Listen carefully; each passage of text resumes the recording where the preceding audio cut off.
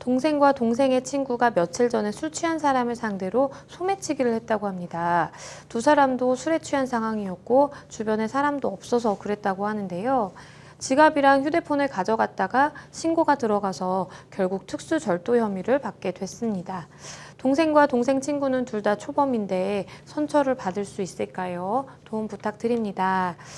일단 좀 한순간에 이런 좀 판단을 잘못해서 이렇게 좀 큰 일이 벌어지게 됐는데 일단은 특수절도 말씀을 해주셨어요. 우리가 일반적으로 뭐 절도죄라고 많이 이야기를 하는데 어떤 차이가 있을까요? 네, 형법 제329조는 절도죄를 정하고 있고요.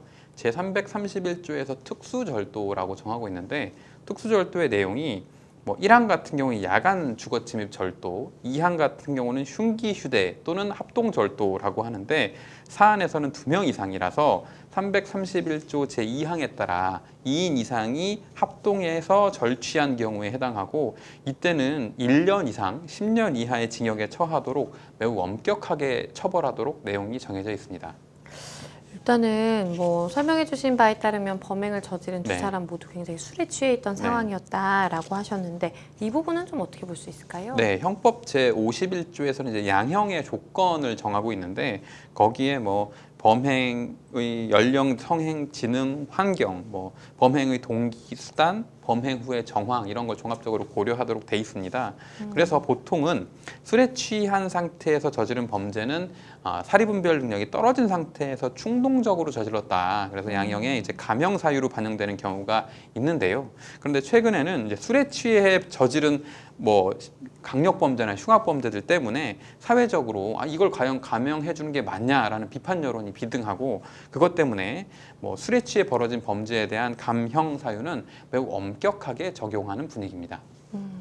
그러면 일단은 두 사람 모두 초범이다라는 말씀도 해주셨어요. 이 부분은 좀 유리하게 볼 수 있을까요? 네, 당연히 이제 초범인 사람과 반복해서 이런 절도를 저지른 사람은 당연히 처벌이 다를 것이고요.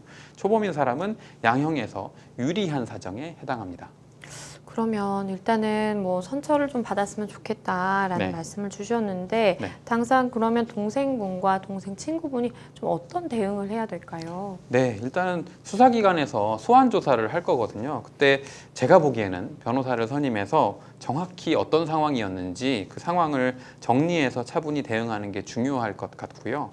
그래서 수사기관이 연락이 온다면 연락을 반드시 받고 주거지를 또 확실히 알려야 될 것 같아요. 자칫하면 이게 구속사유에 해당할 수도 있어 보이거든요. 그래서 또한 이제 만약에 가능하다면 변호인을 통해서 피해자하고 반드시 적극적으로 합의를 하시는 게 중요할 것 같습니다.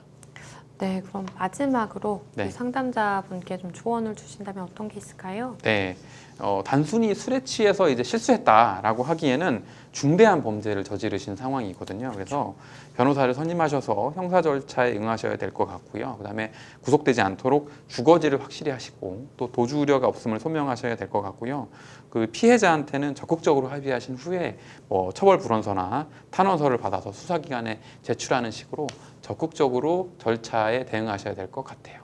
네, 변호사님 말씀해 주신 것처럼 사실 두 사람 지금 뭐 굉장히 철없이 이런 일을 벌였다라고 보기에는 뭔가 정말 구속 위기에 좀 처해 있다라고 좀 심각성을 인지를 하셔야 될 것 같아요. 그래서 말씀해 주신 것처럼 주거지도 분명하게 밝히시고 그리고 법률 전문가의 좀 도움을 받으셔서 초반에 좀 이제 되지 않은 상황에서 이렇게 조사를 받을 수 있게 좀 하는 필요성이 있어 보이고요.